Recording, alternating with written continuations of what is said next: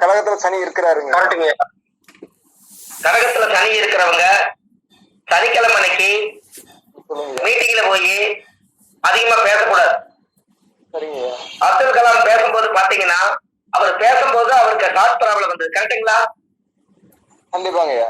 ஆமாங்க ஐயா. அவருக்கு எப்போ எங்கேயுமே வரல. அவருக்கு எந்த இடத்துல வந்ததுங்க?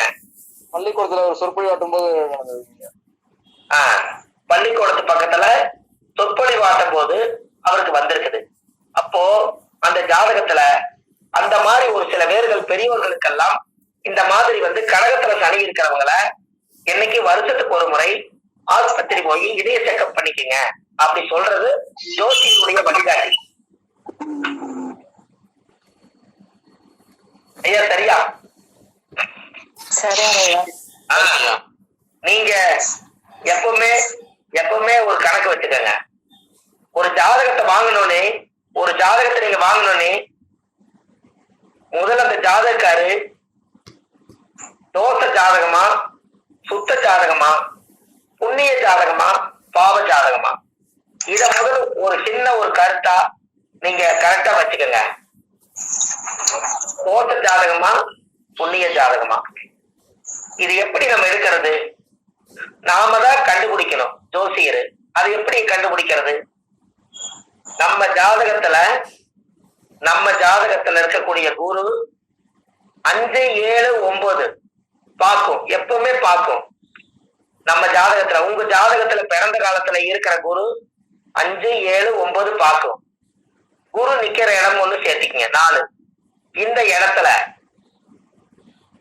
வர்றவங்களுடைய ஜாதகத்துல அந்த 5, 7, 9 லக்ன இடத்துல சனி பகவான் இருந்து அந்த ஜாதகத்தை நீங்க வாங்குனீங்கன்னா அவருக்கு கர்ம தோஷம் இருக்குது. அந்த ஜாதகத்தை நீங்க வாங்கியிருக்கிறீங்கன்னு அர்த்தம். அதே உங்க ஜாதகத்துல 5, 7, 9 குரு, சந்திரன், புதன் இவங்கெல்லாம் இருந்தா அந்த ஜாதக குடும்பத்துக்கு புண்ணியம் செஞ்ச குடும்பம் உங்க ஜாதகம் பார்க்க வந்துக்கிறாங்கன்னு அர்த்தம். அருமையா, அருமை. சிறப்புங்கய்யா. நம்ம ஜாதகத்துல இருக்கிற குரு தான் போய் அந்த தோஷத்தை நிவர்த்தி பண்ண போறாரு. அப்ப குரு பார்த்தா கோடி புண்ணியம் தான். நாம தான் அந்த இடத்துல குருவா இருக்கோம். அங்க சனி இருந்தா கர்மகாரகன் அவங்க வீட்டுல இருக்குதுங்கிறத கர்ம தோஷத்தை பத்தி சொல்லுங்க. கர்மத்துக்கு உண்டான பரிகாரம் சொல்லுங்க, சரியா வரும் அவங்களுக்கு எல்லாமே.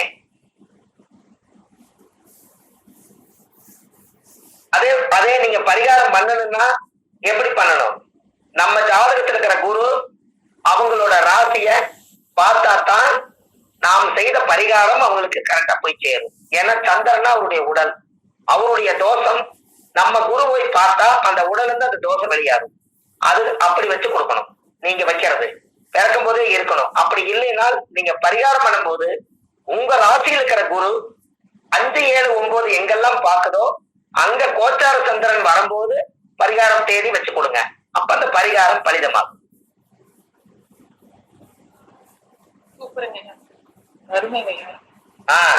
நம்மளுக்கும் அவங்களுக்கும் ஒரு தொடர்பு உண்டுங்க. ஜாதகம் பார்க்க வர்றவங்க போன ஜென்மத்துல இவங்க யாரு தெரியுங்களா?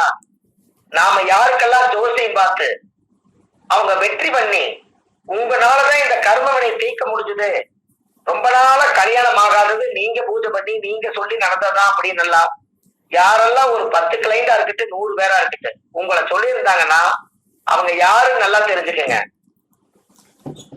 உங்களுடைய வாக்கு வாங்கி அவங்க பலிதமாகி ஜெயிச்சிருந்தா அந்த குடும்பத்துக்கும் உங்களோட குடும்பத்துக்கும் போன பிறவியில சாப்பாடு போட்டு புண்ணியம் பண்ணி இருக்கிற இடமும் தங்குற இடமும் படுக்கிறதுக்கு பாயும் கொடுத்து விசுவாசமா வாழ்ந்து ஆசீர்வாதம் பண்ணி அந்த காலத்துல ஒருத்தருக்கு ஒருத்தர் நெருக்கமா இருந்தா மட்டும்தான் அந்த பூர்வ ஜென்மத்தினுடைய புண்ணியம் நம்மளை தேடி அவங்க செய்வாங்க.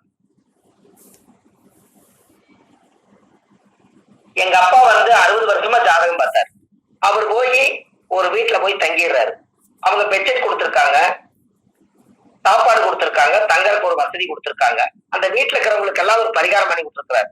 பரிகாரம் பண்ணி ஒவ்வொருத்தருக்கு கல்யாணம் ஆகி குழந்தை பிறந்தது.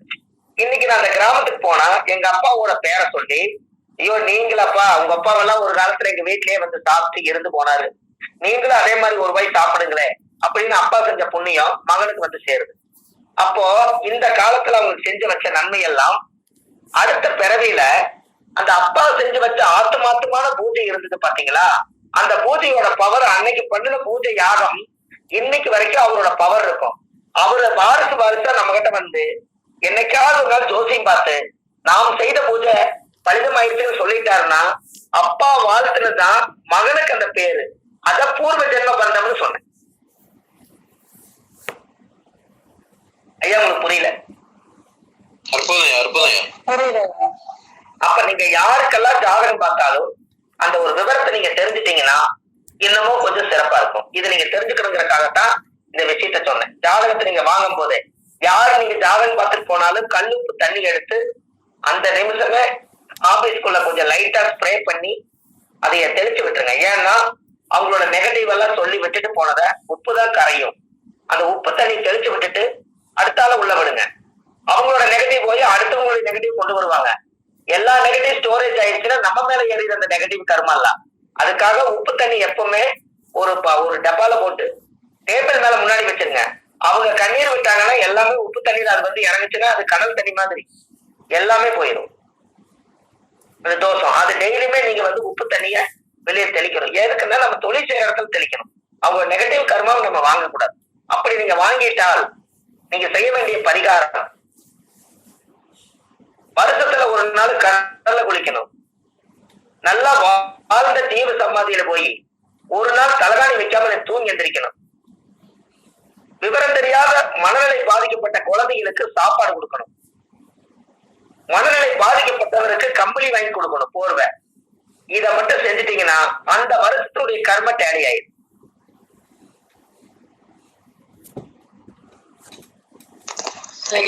அருமைங்கய்யா, நன்றி. ஏன் நீங்க வாழ்ந்த ஜீவ சமாதியில போய் தூங்க சொல்றேன்னா, சித்தர்களுக்கு கர்ம வினைய வந்து கனவுல எடுக்கும் சக்தி அவங்களுக்கு உண்டு.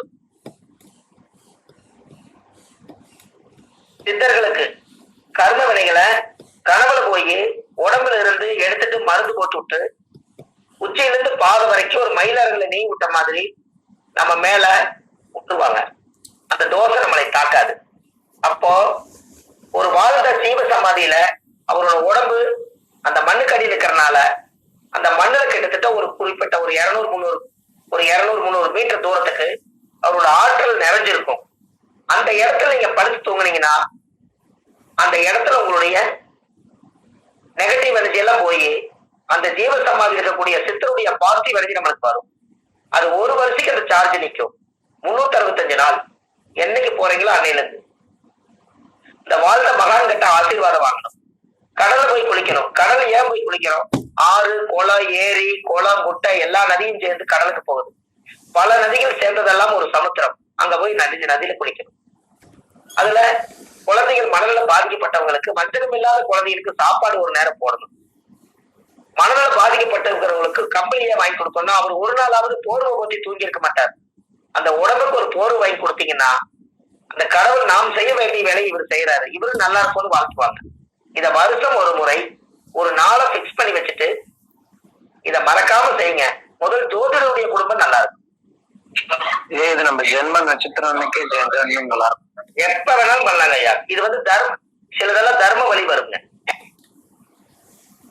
நீங்க பாருங்க, ஒவ்வொரு நாளும் நீங்க இறக்குறீங்க. உங்களுக்கு அது தெரியுமா அந்த ரகசியம்?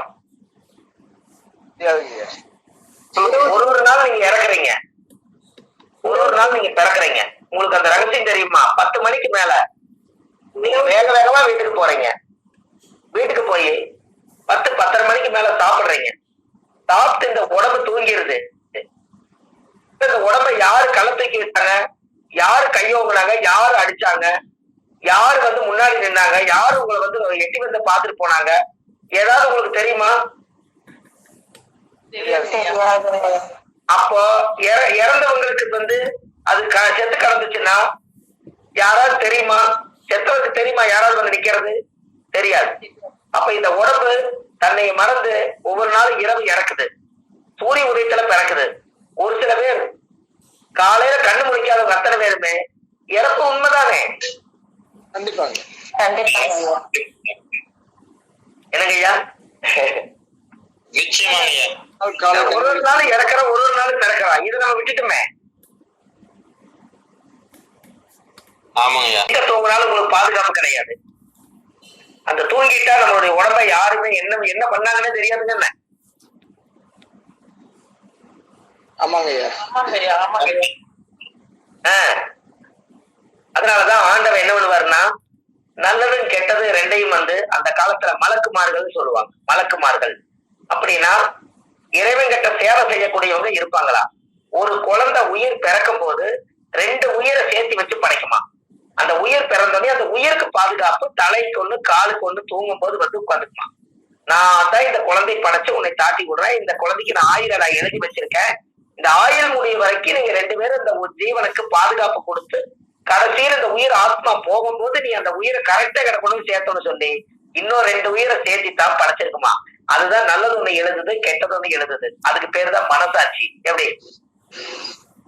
அருமைங்க. அருமைங்கய்யா. சொல்றாங்கல்ல, மனசாட்சி தொட்டு சொல்லு, நீ பொய் சொல்லுன்னு சொல்லு, மனசாட்சி தொட்டு சொல்லு. அப்படின்னா மனசுக்குள்ள ஒரு சாட்சி உயிரோட இருக்குது, அதை தொட முடியலையல்ல. அப்ப 2 பேர் அதுக்குள்ள இருக்காங்க.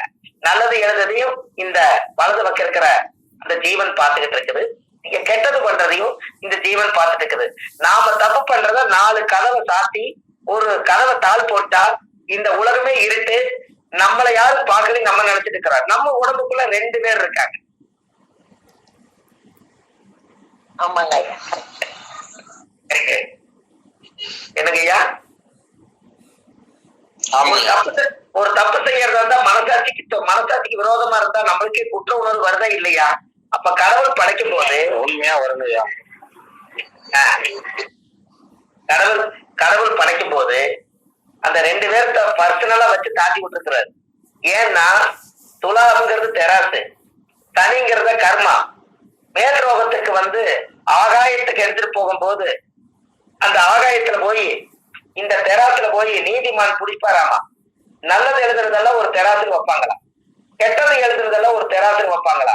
கெட்டது அதிகமா இழுத்துனா அப்படியே நரகத்துக்கு எடுத்துட்டு போயிருவாங்களா.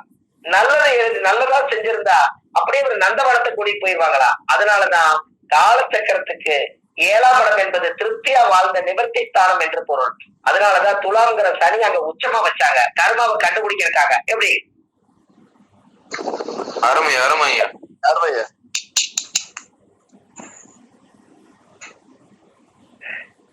கேட்டுங்களா ஐயா? அப்ப காலச்சக்கரத்துக்கு 7ஆம் இடம் என்பது ஒரு ராசியில 7ஆம் இடம் மனைவி மட்டும்தான் நம்ம நினைக்கிறோம். 7ஆம் இடம் என்பது இந்த உலகத்துல நாம் சந்திக்கும் அனைத்து பேருமே 7ஆம் பாவம் தான். அத்தனை பேர்த்தையும் இந்த கர்மா பார்த்துக்கிட்டு இருக்குது. அதனாலதான் சனி வந்து துலா ராசியில உட்கார்ந்துருக்கு. நீங்க நல்லா யோசிங்க. உங்க லக்கணத்தை கண்டுபிடிக்கிறதுக்கு ஒரு சின்ன வழி சொல்றேன். யார் லக்கணமா இருந்தாலும் சரி, 4ஆம் இடத்துல சந்திரனை போடுங்க. ஐயா நீங்க யாரோ வீடியோ கால் வந்தீங்களே, உங்க லக்கணம் என்ன? கன்னி லக்கணம். சரி, சந்திரனை 4ல போட்டுங்க. கன்னி லக்கணம் சொல்லிட்டீங்க, சந்திரனை 4ல போட்டுங்க. எழுதாதீங்க ஐயா, 4ல போட்டுங்க சந்திரனை. சரிங்க. நீங்க இந்த கர்மாவை அனுபவிக்க, இந்த கர்மாவை கழிக்கத்தான் நீங்க பிறந்தீங்க. அப்ப கர்மஸ்தானம் எத்தனாம் இடம்? கர்மஸ்தானம் 10. நீங்க யார் வழியில வெளியே வந்தீங்க? அம்மா வழியில தான் வெளியே வந்தீங்க. அம்மா வழியில நீங்க வெளியே வரும்போது அம்மா தான் சந்திரன். சந்திரனுக்கு 10ஆம் இடம் என்ன வீடு வருது பாருங்க. சந்திரன் 10. லக்னமே வருங்க ஐயா. அப்ப நீங்க கர்மாவை தீக்கத்தானே பிறந்தீங்க. அம்மா கிட்ட இருந்து வெளியே வந்தது. எந்த லக்கணம் மேல 4 சந்திரன் போடுங்க, 10ஆம் வீடு என்ன வருது? லக்னம் தான் வருங்க. அவங்கவுங்க ஜென்ம லக்கணம் தான் வருது. அப்ப இந்த ஜென்மத்துல நீங்க இந்த லக்கணத்துல பிறந்து எல்லா கர்மா கழிக்கத்தானே பிறந்தீங்க. ஐயா கரெக்டா? யாருக்கு லக்கணம் தெரியும்? யாருக்கா இருந்தாலும் சந்திரன் 4ல போட்டுக்குங்க. 4க்கு 10 என்ன வருது? கர்மத்தை அவங்களுடைய பிறந்த லக்கணம் தான் வருது. அப்போ சந்திரனுங்கிறது தாயுடைய கருவல்ல பிறந்த நட்சத்திரம் வந்து கற்ப நட்சத்திரம். அந்த நட்சத்திரத்துக்கு 10ஆம் வீடு தான் உங்க பிறந்த லக்கணமா வரும். யாருடைய லக்கணத்துக்கு வேணாலும் 4ல சந்திரன் போட்டு 10ஆம் வீடு எண்ணுங்க, உங்க ஜென்ம லக்கணமே வரும். அப்ப 10ஆம் இடம் என்பது தர்மங்கள் செய்ய செய்ய கர்மங்கள் குறையுமா. தீர்வுல எந்த புக்கிலும் இல்ல. அப்ப இந்த கர்மாவை வெளியே எடுத்துருங்க. அதுக்கு தர உங்க லக்கணமாவே வந்து நிக்கிது பாருங்க. அருமைங்க ஐயா, சூப்பர் டெக்னிக். கும்பாபிஷேகம் பண்றாங்க, பாத்திருப்பீங்க. கோயில் கட்டி கும்பாபிஷேகம் பண்ணா நீங்க ஆதீனம்னு ஒருத்தரை கூட்டிட்டு வருவாங்க. ஆதீனம் என்னைக்குமே பாருங்க, கும்பாபிஷேகம் பண்ணாம ஆதீனம் வந்து கோயிலை சுத்தி பார்க்க மாட்டாரு அவரு. அதுக்கு காரணம் என்னன்னா, ஆதீனத்தை எதற்காக அவங்க கூட்டிட்டு வராங்க கோயிலுக்குன்னா, பிறந்த காலத்துல இருந்து இறக்கும் காலம் வரைக்கும் இறைச்சி எடுக்க மாட்டாங்க, நான்வெஜ் சாப்பிட மாட்டாங்க. ஆதீனம்னு வந்துட்டா அவங்களுடைய பாரம்பரியமே வந்து பிரேதங்கள் கோழி ஆடு மாடு எதுவா இருந்தாலும் அவங்க எல்லாம் கடவுள் படைச்ச பொருளை வயிறு என்பது சுடுகாடா மாத்தக்கூடாதுங்கிறதுக்காக சைவ சாப்பாடு சாப்பிட்டு சைவ சித்தாந்தம் படிச்சு ஆதீனமா பாரம்பரியமா உருவாக்கி வச்சு அவங்க உடம்பு புனிதமானதா இருக்கும். அதுக்கப்புறம் கோயில் கட்டி கும்பாபிஷேகம் பண்ணி சாமிக்கு வந்து தீர்த்தம் ஊத்தி உயிரோட்டம் கொடுத்ததுக்கு அப்புறம் அந்த ஆதீனம் வந்து அந்த கோயிலை சுத்தி பார்க்கும்போது அந்த புனிதமான ஆதீனம் வந்து அந்த பாதம் பட்டு எல்லா கோயிலுடைய பார்வை பட்டதுக்கு அப்புறம் எல்லா தெய்வங்களுக்கும் சக்தி கூடும், அந்த இடமும் புனிதமாகும், கோயிலும் வருங்காலத்துல சக்தியோட வாழ்ந்து வர்ற மக்களுக்கும் பலன் கிடைக்கும். அதனாலதான் அந்த காலத்துல ஆதீனத்தை வந்து கோவில்ல கூட்டிட்டு வந்து எல்லா பக்கம் சுத்தி சாமி கும்பிட்டு போவாரு. அதுக்கப்புறம் ஆதீனமே மூல ஆதீனமா மாறிடும். எப்படி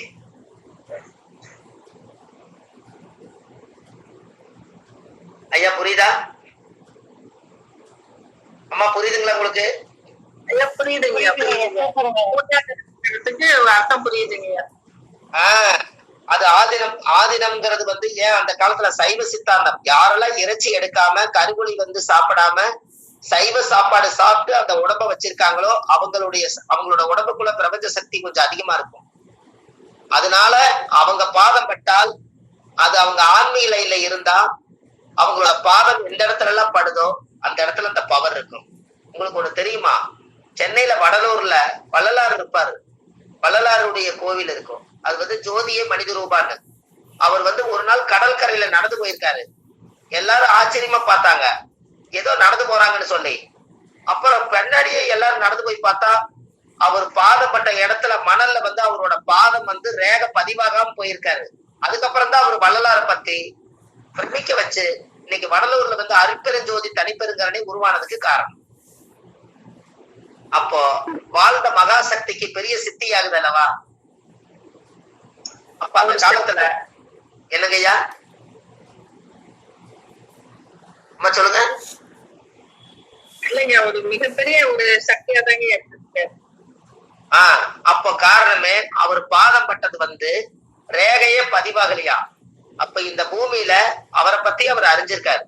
அப்போ ஆதீனம் எல்லாருமே பாருங்க, வீடு புண்ணியதானம் பண்ணி ஆடம்பரத்துக்காக அந்த வீடு இருக்கக்கூடாது. அந்த காலத்துல 4 தலைவாசல் வச்சு தொட்டி கட்டின வீட்டுல 4 பக்கம் தொட்டல் கட்டி போட்டு குழந்தை சத்தம் 4 பக்கம் குரு ஆசீர்வாதம் இருக்குமா. 4 தலைவாசலே தோசை நிவர்த்தி ஆகுமா. அன்னைக்கு ஏது வாஸ்து வந்து பார்த்தாங்க, 4 தொட்டல் கட்டி ஒரு வீட்டுல தூங்குனா 4 தலைவாசலே குரு சந்தோஷப்படுவாரா. எப்படி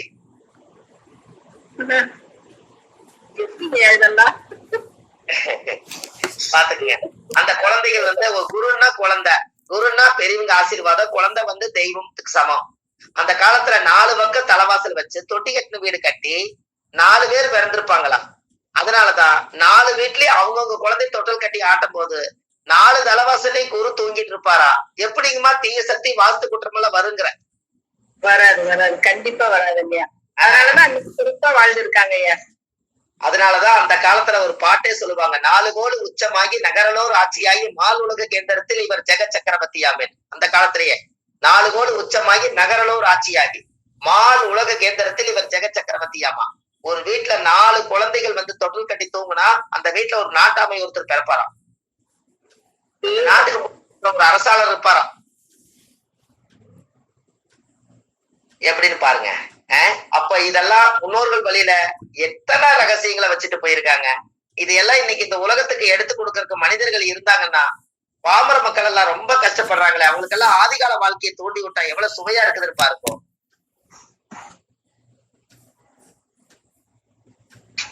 அப்போ அந்த ஜாதகத்துல ஒருத்தருடைய வாழ்க்கையில அந்த புனிதமாகணும்னு சொன்னா நீங்க நல்லா யோசிங்க. ஜாதக கட்டத்துல 4ஆம் இடத்துல இடத்துல சனி இருந்தா, 4ஆம் இடம் என்பது வீடு, 4ஆம் இடத்துல சனி இருந்தா இங்க பரிகாரம் என்ன சொல்ல வருது?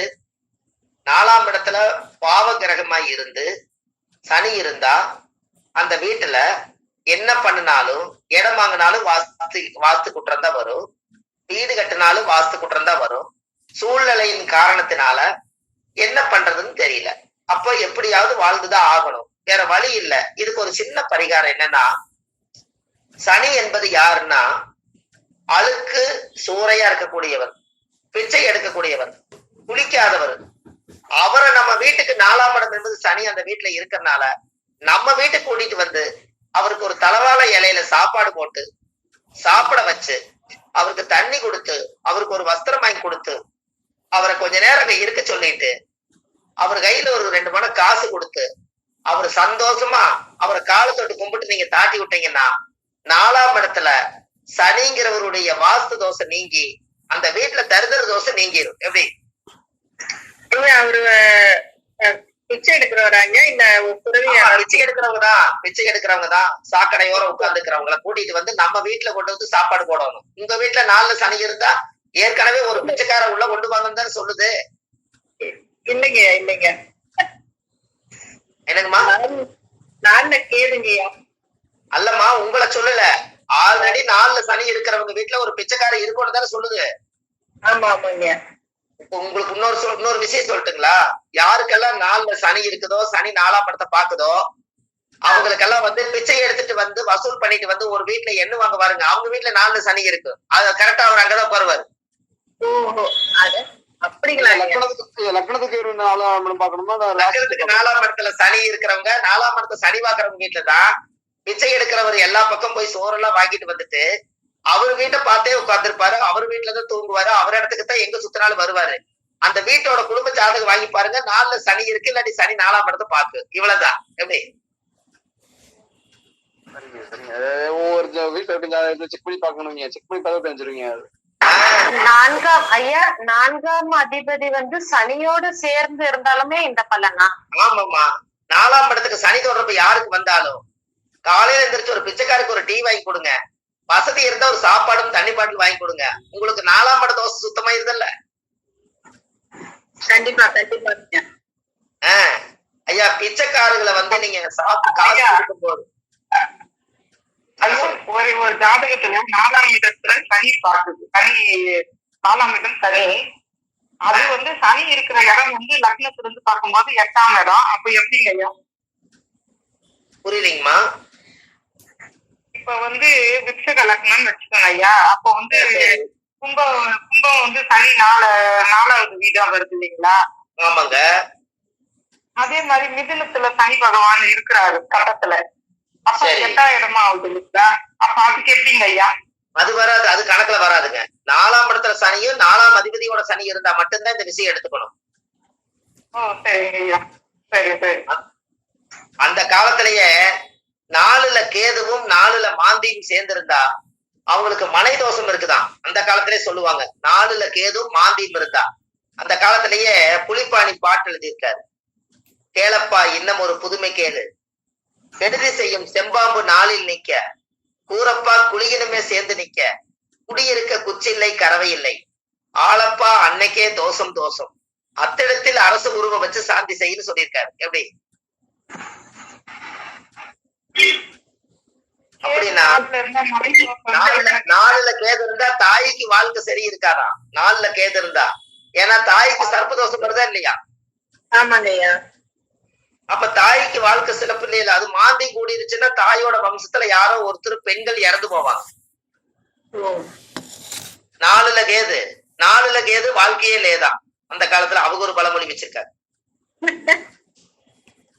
4ல கேது வாழ்க்கையே லேது, தாய்க்கு வாழ்க்கை லேதா. லேதுன்னா இல்லைன்னு அர்த்தம். அப்படிதாங்க அவங்க அந்த காலத்துல அவங்க ஒரு பாணி கொடுக்க போயிருக்கு.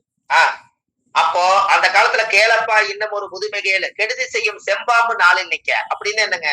கரும்பாம்பு என்பது நாகன் ராகு, செம்பாம்புன்னா கேது, 4ல் நிக்க. கூறப்பா குளியினமே சேர்ந்து நிக்க. அப்ப 4ஆம் இடத்துல குளியினும் சேர்ந்து நிக்க, மாந்தி வந்து அது கூட சேர்ந்து. குடியிருக்க குச்சில்லை கறவை இல்லை, 4ஆம் இடத்துலதான் தோஷம் ஆயிடுச்சு, எப்படி வீடு வரும்? அதனால அவர் அந்த வீட்டுல இந்த வீட்லயும் வாடகைக்கு இருப்பாராம். குடியிருக்க குச்சி இல்லை கறவை இல்லை. ஆளப்பா அன்னைக்கே தோஷம் தோசனை என்ன? தாய்க்கு தோஷம், தாய்க்கு கர்மம். கரெக்டா சொன்னீங்க. அன்னைனா தாய், அதனால 4ஆம் இடமா வருதா தாய், அதனால அன்னைக்கே தோஷம் தோஷம் இருக்கிறாங்க. நம்ம அன்னைக்குன்னு வேற மாதிரி நினைச்ச கூடாது. தாய்க்கு தோஷம், தாய்க்கு தோஷம். அப்ப அரச குருவை வச்சு சாந்தி செய்யின்னு இருக்கிறாங்க. அந்த 4ஆம் இடத்தை சுத்தப்படுத்துறதுக்கு ஒரு பிராமணரோ ஒரு வள்ளுவரோ யாரோ ஒருத்தரை வச்சு 4ஆம் இடத்துக்கு வீட்டுல வந்து அந்த வாஸ்து சுத்தத்தை எல்லாம் சரிப்படுத்திட்டு அந்த 4ஆம் இடத்துடைய வீட்டு தோஷத்தை சுத்தப்படுத்தி ஒரு 108 மூலிகை போட்டு ஒரு யாகம் வளர்த்தி அந்த வீட்டை சுத்தப்படுத்துங்க. 4 குடைவர் ஜாதகம் பலமாகுன்னு அந்த காலத்துல முன்னோர்கள் இதை வகுத்திருக்காங்க பாருங்க. ஐயரை வச்சு செய்யணும் இல்லைங்க? அது எப்பவுமே புண்ணிய அர்ச்சனை வந்து அவங்க தாங்கம்மா செட் ஆகுது. நாம வேற கர்ம பரிகாரங்கள் எது வேணா பண்ணலாம். பிராமணருக்கு ஒரு பெரிய ஒரு இது என்னன்னு கேட்டீங்கன்னா, கணபதி வந்து விநாயக பெருமான். அது ஏன் நீங்க வந்து இந்த விஷயத்த உங்ககிட்ட நிறைய சொல்லணும். பிராமணரை வச்சு ஒரு சைவ பூஜை வந்து பிராமணர் வந்து பண்றதுக்கும் என்ன காரணம்? ஏன் அவங்க வந்து அந்த காலத்துல தெய்வத்த இடத்துல இடம் பிடிச்சாங்க? இது உங்களுக்கு தெரியணும் அல்லவா? ஆமாங்க, தெரியுது உங்களுக்கு. இது உங்களுக்கு தெரிஞ்சதுன்னா அவங்களுக்கு நீங்க ஒரு நன்றி சொல்லுவீங்க. கண்டிப்பாங்க, சொல்லுங்க. தெரியாதுங்க. ஏன்னா அந்த காலத்துல முதல் இந்த உலகத்துல திருவள்ளுவர் ஆண்டு 2000 ஆண்டுங்களா இப்போ? ஆமாங்க ஐயா. அப்போ 2000 ஆண்டுக்கு முன்னாடி திருவள்ளுவர் ஆண்டுக்கு பஞ்சாங்கம் கொண்டு வராங்களா இல்லையா? ஆமாங்க ஐயா. அப்போ திருவள்ளுவர், பிராமணரு இவங்க எல்லாமே அந்த காலத்துல ஓலைச்சுவடியில இருந்து கர்மாவை கழிக்கிறதுக்கு வள்ளுவர்களை வச்சு அந்த காலத்துல வள்ளுவருங்கிறது எதுக்குன்னு வச்சுச்சுன்னா அந்த ஜோதிடர்கள் அந்த காலத்துல சித்தர்கள் எல்லாம் உருவாக்கி திருவள்ளுவருடைய தாடி மீச இப்படி எல்லாம் வச்சு சித்தர்கிட்ட போய் அவரு ஒரு சித்தராகி ஓலைச்சுவடியில வந்து ஒவ்வொரு விஷயத்தையும் எழுதி இந்த கர்மத்தை எல்லாமே ஒவ்வொருத்தருடைய வாழ்க்கையில தீர்க்கிறதுக்கு தோஷம் கழிக்கிறதுக்கு ஒருத்தர் வேணுங்கிறதுக்காகத்தான் அந்த காலத்துல வள்ளுவரை வந்து அந்த காலத்துல முன்னோர்கள் இதை வகுத்திருக்காங்க. வள்ளுவர்களை வகுத்தெடுத்தது இது போல. திருவள்ளுவர் குலத்துல திருவள்ளுவர் ஏன் வச்சாங்க அப்படின்னா, நவ கிரகத்தையும் ஆராய்ச்சி செஞ்சு அதுல எந்த தோஷம் இருக்குதோ அதற்கு உரிய நவகலசங்கள் பூஜை பண்ணி அவங்களுடைய ஆசீர்வாதம் பெற்று அந்த ஜாதகத்தை சுத்தப்படுத்தி கொடுக்கறது இந்த நவகிரகத்துக்கு தான் அந்த பவர் இருக்குதுன்னு சொல்லி அந்த அமைப்பை அதை உருவாக்கி இருக்காங்க. புரியுதுங்களா? அதனாலதான் வள்ளுவருக்கு ஒரு பாட்டு உண்டு அந்த காலத்திலேயே. கல்லிலே கல் மாணிக்கக்கல், சொல்லிலே சொல் வள்ளுவர் சொல்லுக்கு மீறி வையகத்துல இடம் இல்லை, அவரோட சொல்லே மாணிக்க கல்லுன்னு வச்சிருக்காங்க. அந்த திருவள்ளுவர் குலத்துல நம்ம அடியன் பிறந்ததுனால ஏதோ எனக்கு அந்த ஞானம் கொஞ்சம் கனவுலும் பெத்ததாயி கொடுத்ததுனால இன்னைக்கு ஏதோ ஒண்ணு நமக்கு அந்த வாய்ப்பு கிடைச்சதுனால இன்னைக்கு உங்க முன்னாடி உட்கார்ந்துருக்கேன். சிறப்பு. தரலைங்க ஐயா, உங்களுக்கு நிறைய தந்துருக்குறாங்க. அந்த பிராமணர்கள் பயங்கரமா தந்துருக்குறாங்க. அப்போ இந்த விஷயத்தை எதுக்கு உங்களுக்கு எக்ஸ்பிளைன் பண்றேன்னா, அப்ப பிராமணர் திருவள்ளுவரை கொண்டு வந்து அன்னைக்கு தோஷம் கழிக்கிறதுக்கு அந்த காலத்துல நம்மளுடைய ஒவ்வொரு குலத்தை பிரிச்சு வச்சது காரணமே, நம்மள மொட்டை அடிக்கிறவங்க சேமிங் பண்றதுக்கு எல்லார்த்தையும் கூப்பிட்டா கௌரவ பிரச்சனை வரும், அதுக்குன்னு ஒரு ஜாதி அதுக்குன்னு ஒரு குலங்கோத்திரத்தை உருவாக்கி வச்சுட்டீங்கன்னா அவங்க கிட்ட போய் அதை சொன்னா அந்த தொழில அவங்க செய்வாங்கிறதுக்காகத்தான் அந்த காலத்துல அதை அவங்க கொண்டு வந்தாங்க. அப்போ அந்த காலத்துல கோயில்ல வந்து மணி அடிக்கணும்னா அந்த கோயில்ல மணி அடிக்கக்கூடிய அந்த சாமிக்கு அடிக்கக்கூடிய அந்த பண்டாரம்னு சொல்லுவாங்க, ஆறு மணியாட்டி பண்டாரம்னு சொல்லுவாங்க. அவங்க மணி அடிச்சு பூஜை பண்ணுனா அந்த கோயிலுக்கு இன்னைக்கு முருகன் கோயில்ல வந்து பழனியில் இருக்கிற கோயில்ல வந்து அவங்க வந்து பண்டாரம்ங்கிறவங்க வந்து முதல்ல ஒரு செவ்வரளி பூ மாலை கட்டி முருகனுக்கு போட்டு சாத்தி அதுக்கப்புறம் தான் பிராமணர் பூஜையே அங்க நடக்குது. பாத்தீங்களா? ஐயா இப்பயும் எங்க கிராமத்துல எல்லாம் பண்டாரம் அவங்கதான் வந்து பண்டாரவங்களை சொல்ற தப்பே கிடையாதுங்க. அவங்க கல்யாண்டி பண்டாரம் மணியாட்டி பண்டாரம் எதுக்கு வச்சாங்கன்னா கோயில்ல வந்து அவங்கள வந்து பூஜைகள் ஆச்சார அனுஷ்டானங்கள் பண்ணக்கூடாதுங்கிறதுக்காகத்தான் இதை வந்து அதை உருவாக்கி இருக்காங்க. அந்த காலத்திலேயே இது உருவாக்கி இருக்காங்க. அப்போ பிராமணரை என்ன கொண்டு வந்திருக்காங்கன்னா, காலச்சக்கரத்துக்கு 9ஆம் இடம் என்பது அவங்களுக்கு உண்மையாலுமே அதிர்ஷ்டம் எப்படி வந்ததுன்னா, மேசத்துக்கு 9ஆம் இடம் தனுசு ராசி வந்து குரு வீடா வந்ததுனால 9ஆம் இடம் என்பது கோயில், அதனால குரு என்பது பிராமணர், அதனால கோயிலும் பிராமணரும் தெய்வமும் ஒரே இடத்துக்கு வருது, அதனால பிராமணர் பூஜை பண்றாங்க. சார் கொஞ்சம் இன்னொரு தடவை சொல்லுங்கய்யா. மேசத்துக்கு 9ஆம் இடம் தான் கோயில். ஆமாங்கய்யா. மேசத்துக்கு 9ஆம் இடம் கோயில், கரெக்டுங்களா? ஆமாங்கய்யா. அப்ப மேசத்துக்கு 9ஆம் இடம் கோயிலா இருந்தா அந்த ஜாதகத்துல முறையோட அந்த அமைப்பு வந்து எப்படி வந்துச்சு உங்களுக்கு? மேசத்துக்கு 9ஆம் இடம் என்பது குருவோட வீடு வருதுங்களா? ஆமாங்கய்யா, குருவோட வீடு தனுசு. ஆமா, தனுசு. அது யாரு? குருன்னா பிராமணர் வீடு வருதா? ஆமாங்கய்யா. சரி, அப்போ குரு வந்து காலச்சக்கரத்துக்கு 9ஆம் இடம் என்பது கோயில், தானம், தர்மம், புண்ணியம் எல்லாம் 9ஆம் பாவமா? ஆமாங்கய்யா. அப்ப பிராமணருக்கு குருதானா? ஓ சரி சரிங்கய்யா. அதனால 9ஆம் இடம் என்பது கோயிலா? அதனால கோயில் பக்கத்துல குருங்கிற பிராமணர் வந்து பிற்க அந்த ஆதி காலத்திலேயே உட்கார்ந்து இருக்காங்க. அது கடவுளே அமைச்சு கொடுத்துக்கிறாரா இல்லையா? கண்டிப்பா கண்டிப்பா அமைச்சு கொடுத்துட்டாரு. ரைட்டு. ஒரு பிராமணர், அவங்க வந்து பிராமணர் வந்து கடவுளுக்கு பூஜை பண்றாங்க. இன்னொரு பிராமணர் என்ன பண்றாங்க? சொல்லுங்க சொல்லுங்க, கரெக்டா சொல்றீங்க, சொல்லுங்க. மோட்சம் கொடுக்கறதுக்கு திதி கொடுக்குறாங்க. அதனாலதான் தனுசு வந்து கோயில் பூஜை பண்ணக்கூடிய பிராமணர்கள். மீனம் என்பது மோட்சம் கொடுக்கக்கூடிய பிராமணர்கள். 2க்கு 9 வருடக்கூடியவர் வருதா? வருதுங்கய்யா. அவ்வளவுதான். எப்படி? கரெக்டுங்கய்யா. 9ல இருக்கிற குரு கோயிலு, 12ல இருக்கிற குரு மோட்சத்தை கொடுக்கிறது. இந்த 4ல கேது மாந்தி இருந்தா அப்புறம் பாத்துக்கலாம். ஒரு நிமிஷம் இருங்க, அப்புறம் பாத்துக்கலாம். சொல்லுங்க, இப்ப சொல்லுங்க. 9ஆம் இடம் மோட்சம் கொடுக்கும் பிராமணர் சொன்னீங்க இல்லைங்கய்யா? ஆமா. இப்ப இந்த பிராமணர் வேற, இவங்க வேறயா? வடகலை தென்கலைன்னு சொல்றாங்க இல்லைங்கய்யா? அந்த மாதிரி அப்படி இல்ல. ஆச்சார அனுஷ்டானமா பூநூல் போட்டாச்சுனாலே அவங்க வந்து கடவுளோட சொத்து. கரெக்டுங்களா? ஆமாங்கய்யா. அப்ப 9, 12 குடைவர் வந்து குருவீடா வர்றதுனால தானே அவங்க ஆண்டாண்டு காலமா கோயில வந்து ராஜராஜ சோழன்கள் வாழ்ந்த காலத்திலையும் கூட பிராமணர் பூஜை நடக்குதா இல்லையா? ஆமாங்கய்யா. கோயில் கும்பாபிஷேகம் பண்றதுக்கு தனுசு வீட்டு தனுசு ராசி, அதே மோட்சத்துக்கு கொடுக்கறதுக்கு மீன ராசி. 2 பிராமணர்களும் இந்த இடத்துல சைவம் அசைவம் வருதா இல்லையா? சொல்லுங்க. எனக்கு இந்த புரியலையே, இந்த இடம் எப்படின்னு சொல்லுங்கய்யா. சைவ அசைவம் எப்படி இந்த இடத்துல வருங்கய்யா? புண்ணிய அர்ச்சனை பண்றவங்க, கல்யாணம் பண்ணி வைக்கிறவங்க, இவங்க எல்லாம் வந்து திதி கொடுக்க மாட்டாங்கல்ல, திதி கொடுக்க போக மாட்டாங்கல்ல. ஆமாங்க ஐயா. அப்ப சைவம்ங்கிறது 9ஆம் பாவம், அசைவங்கிறது வந்து திதி கொடுக்கறது. இறந்தவங்களுக்கு எல்லாம் புட்டெல்லாம் படைச்சு வைக்கணும்னா கறி எல்லாம் வைக்கிறாங்க, சாராயம் எல்லாம் வைக்கிறாங்க, கல்லெல்லாம் வைக்கிறாங்க, எல்லாத்தையும் வச்சு கூட மோட்சம் கொடுக்குறாங்க. அப்ப ஆமா ஆமாங்க கண்டிப்பா. அப்ப இப்ப புரியுது உங்களுக்கு? புரியுதுங்கய்யா புரியுதுங்க. அப்போ ஒரு பிராமணர் வந்து அவங்க அதனாலதானே பிராமணரோட சாபத்தை வாங்காதீங்கன்னு சொன்னது காரணமே தெய்வத்துக்கும் அவங்களுக்கும் ஒரு தொடர்பு இருக்கிறதுனாலதான் இவங்களை வந்து நீங்க ஒரு வழிபாட்டு முறையில கொண்டு போனதுக்கு காரணம்.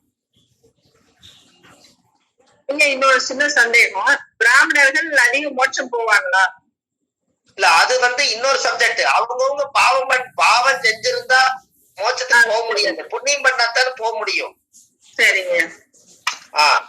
ஆமா, நீங்க நான் வந்து என்னுடைய ஆத்மாவை நான் வந்து வேண்டி வச்சிருக்கேன், அடுத்த பிறவியில எனக்கு ஏதாவது ஒரு அடுத்த ஜென்மான்னு ஒண்ணு எனக்கு இருந்தா நான் வந்து ஒரு சஞ்சீவி மூலிகையா என்னை படைச்சிருக்க கடவுளேன்னு நான் பிரபஞ்சத்துல சொல்லி வச்சிருக்கேன். சாகாத வரம் பெற்ற சஞ்சீவி மூலிகை. அப்போ ஆஞ்சநேயரும் கூட போய் மருந்து எல்லாம் வாங்கிட்டு வந்து உயிர்களை காப்பாத்தினாரு. நாம இந்த புண்ணியத்தை நிறைய செஞ்சு வச்சா அடுத்த ஜென்மத்துல நம்ம பிரதி பலன் பலிதமாகும் அல்லவா? கண்டிப்பா பலிக்குங்க. அப்ப சஞ்சீவி மூலிகை மனுஷ பிறவி கூட வேண்டாங்க, சஞ்சீவி மூலிகையா இருக்கணும்னு. அந்த சஞ்சீவி மூலிகையா ஏன் இருக்கணும்னு சொன்னா, அந்த காலத்துல செம்பூத்து கூடு கருடங்கூட்டுக்குள்ள பாத்தீங்கன்னா இந்த சஞ்சீவி மூலிகைங்கிறது என்னன்னு தெரியாத காலத்துல அந்த குருவிக்கு கொண்டு போய் அந்த செம்பூத்துங்கிற குழந்தைக்கு அது முட்டை வச்சு குஞ்சு பொரிச்சதுன்னா அந்த 2 காலையும் பிடிச்சு வளையம் போட்டு வச்சிருவாங்களாம். அது வளையம் போட்டு வச்சதுக்கு அப்புறம் சிவன் கிட்ட போய் எல்லா பிள்ளைகளும் விடுதலை ஆயிடுச்சு, என் பிள்ளைக்கு மட்டும் விலங்கு போட்டுட்டாங்க, அதனால என்னுடைய சிவபெருமானே என் பிள்ளைய கட்ட அவுத்து விடுறதுக்கு எனக்கு ஒரு வழி கொடு அப்படின்னு கேட்டுச்சான். அப்ப சிவன் சொன்னாராம், ராஜ மூலிகை நான் ஒண்ணு இப்படி ஒரு சூழ்நிலை வரும் தெரிஞ்சு ராஜ மூலிகையை நான் கையில வச்சிருக்கேன். அந்த ராஜ மூலிகை ஒரு இடத்துல இருக்குது, சஞ்சீவின்னு ஒரு இடத்துல இருக்குது. மனிதனுடைய வாடையே படாத இடம், மனிதனுடைய பாதமே படாத இடத்துல மரமிருந்து தவம் இருந்து அந்த மூலிகை இருக்குது. அந்த மூலிகைய நீங்க மனதார அதை போய் எடுத்துட்டு வந்து அந்த மூலிகை வந்து உன்னுடைய பெத்த உள்ளைக்கு கொண்டு போய் அந்த காலு மேல வையி. அந்த இரும்பு வந்து அந்த இரும்பு கட்டாயம்னு சொல்லிச்சான். அப்ப அந்த மூலிகையை எடுத்து கொண்டு வந்து அந்த கரடங்கூடு செம்போத்து கூட்டுக்குள்ள வளைய போட்ட இடத்துல அந்த மூலிகை வச்ச உடனே அந்த குஞ்சு வந்து அந்த வளைய உடைஞ்சு இரும்பு கட்டாயி குஞ்ச காப்பாத்திருச்சான். அப்போ கரடங்கூட்டுக்குள்ளையும் செம்பூத்து கூட்டுக்குள்ள மட்டும்தான் சஞ்சீவி மூலிகையுடைய வேறு ஒரு ஜான் இருக்கும். அந்த மூலிகை தான் சாகாத வரம் பெற்ற மூலிகை. அது சஞ்சீவி மூலிகை, இந்த உலகத்துக்கு தேவையான மூலிகை. அப்போ அதோட சஞ்சீவி மூலிகையுடைய விஷயம் என்னன்னா, அந்த மூலிகையில ரகசியம் மணலை குமிச்சு வச்சு மூலிகைய வந்து வச்சீங்கன்னா, நேர நெட்ட வச்சீங்கன்னா எந்த பக்கமே நிழல் விழுகாது. எந்த பக்கம் அந்த சஞ்சீவி மூலிகையோட நிழல் எங்கேயுமே படாது. இத வச்சுதான் அன்னைக்கு தஞ்சாவூர் கோயில்ல நிழல் விழுகாம இருக்கிறதுக்கு, இன்னைக்கு நிழல் எந்த பக்கம் விழுகிறது இல்ல. அன்னைக்கு இந்த சஞ்சீவி மூலிகையை நெட்ட வச்சு பார்க்கும்போது சூரியனுடைய பிம்ப ஒளி நேர் பாயிண்டா விழுந்ததுனால எந்த பக்கம் நிழல் விழுகல. இத வச்சுதான் தஞ்சாவூர் கோயில கட்டியிருக்காங்க.